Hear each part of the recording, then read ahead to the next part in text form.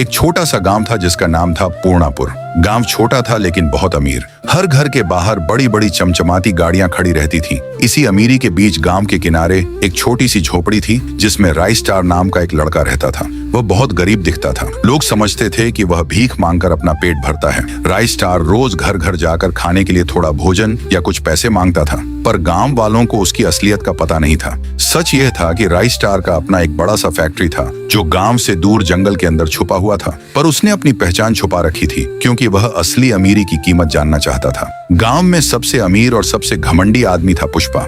उसके नाम से पूरा गांव कांपता था। कोई उसकी आवाज के सामने बोलने की हिम्मत नहीं करता था। एक दिन राई स्टार भूखा था। वह पुष्पा के घर चला गया। पुष्पा ने दरवाजा खोला और गुस्से में बोला, क्या चाहिए? राई स्टार बोला, मैं कई दिनों से भूखा हूँ, कुछ खाने को दे दो। ये सुनकर पुष्पा भड़क गया। उसने राई स्टार को जोर से थप्पड़ मारा। राई स्टार वहीं गिरकर बेहोश हो गया। जब उसकी आंख खुली तो उसने खुद को एक पुल पर खड़ा पाया। पीछे मुड़कर देखा तो पुष्पा उसके सामने खड़ा था। पुष्पा ने बिना कुछ सोचे उसे पुल से नीचे धक्का दे दिया। राई स्टार वहीं गिरकर मर गया। कुछ दिन के बाद वह पुल मनहूस और श्रापित माना जाने लगा। जो भी उस रास्ते से गुजरता रहस्यमयी तरीके से गायब हो जाता। गांव में डर फैल गया।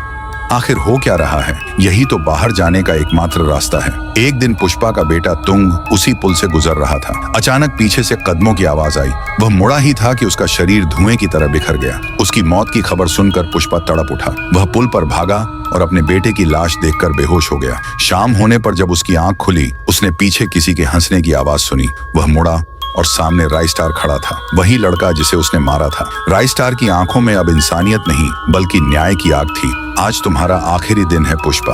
इतना कहकर उसने अपनी शक्ति का उपयोग किया और पुष्पा को पुल से नीचे गिरा दिया। वहीं उसकी मौत हो गई। उस दिन के बाद उस पुल का श्राप खत्म हो गया। गांव में कभी कोई अनहोनी नहीं हुई।